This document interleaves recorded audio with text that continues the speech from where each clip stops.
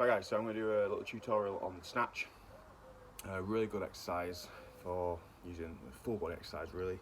We're using strength, power, speed, stability, flexibility.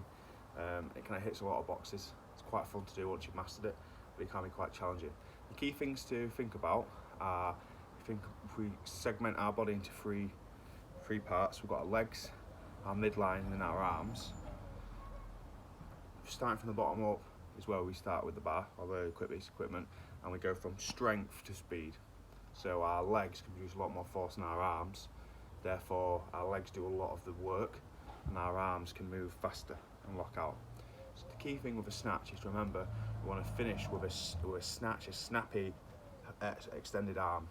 Our arms, basically our muscular and skeletal system is built where when our joints are in line, they're stronger. So a straight arm is a strong arm. If our arm's bent, the only thing stopping that arm from giving way is our muscles. Whereas if our arm is extended and locked out, the joints act together, super strong, super science, bro science. They're a lot more stable position, and the muscles can support the joint easier, basically. So that's important because we need to make sure that our arm is bent for as little time as possible.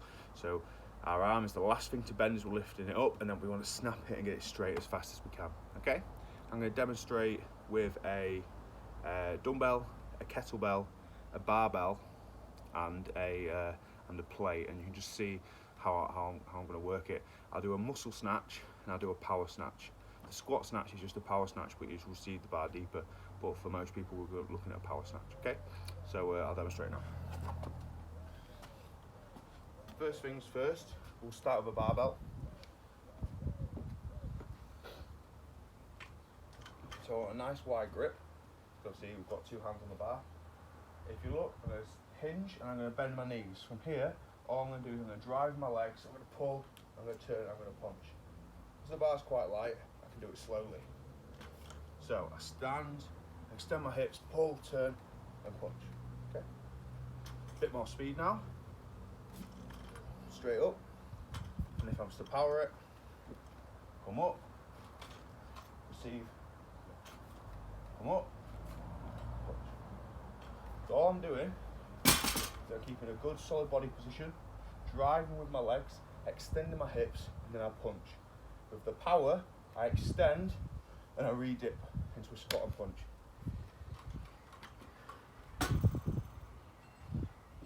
The way you snatch a dumbbell is pretty much the same as a barbell, except now you're only using one hand, obviously. It's the same thing, similar setup. I like to have the dumbbell orientation straight forward. It's up to you, just because when we're overhead, what we don't want is thumbs in like that.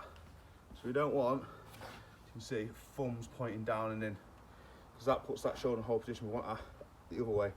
We want our thumbs pointing backwards, okay? So that's why I snatch with a dumbbell. You'll see my thumb pointing forward. So, stand, pull, punch. A bit faster, and then a muscle. So power.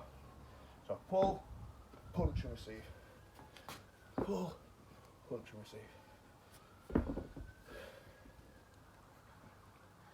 So, most people are going to be using a dumbbell or plate for this. Obviously, unless you've got a barbell or something at home, you can use it as a barbell. Plate, pretty similar, except it's just a lot more basic. Same body positioning, drive, pull, and just punch up. It's really simple. Obviously, I don't need to go through that with anyone, but it's just key to remember that the part, once we've extended and we're now relying on our arms, we want to use the power that we've generated through our legs and our midline. So the power builds slowly because we're using strength first. Push through the floor of our legs. We extend our legs, pushing down, open up our hip, and all that power goes through into our midline. We want to keep our tummy nice and strong, keep a nice straight back. We don't want to bend over and bend our spine. And then all that power starts to speed up. We extend our hip rapidly, and then the last thing to do is to use our arms, and that's why we want to be fast and powerful with our arms. If we're slow, we're going to lose all that momentum we've put into the object with our legs. So if I stand up powerfully and then I stop, there's no more, that's a dead weight again. But if I go straight up, it's a lot easier. Just try it now, just try. Stand up and stop, and then try and snatch it. Not just from here, and then just go all the way up and straight up, and you'll realise it's a lot easier because the equipment's already moving. So the next one's the kettlebell.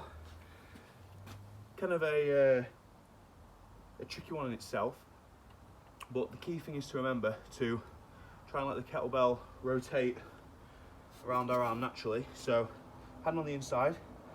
I like to go for a bit of a swing, so I'm going to swing and pull my elbow high, move back a bit, swing, pull my elbow high, and all I'll do is I punch up. If you go from the floor, same thing, drive, pull, and punch straight up, okay? The key with the kettlebell is to aggressively punch into it, otherwise you struggle. So hopefully that's helped you with the snatch. I'll do a separate video for clean and jerk, and then effectively when anything says ground to overhead, GTOH, you can implement a snatch technique or a clean and jerk technique, whatever you want. Enjoy.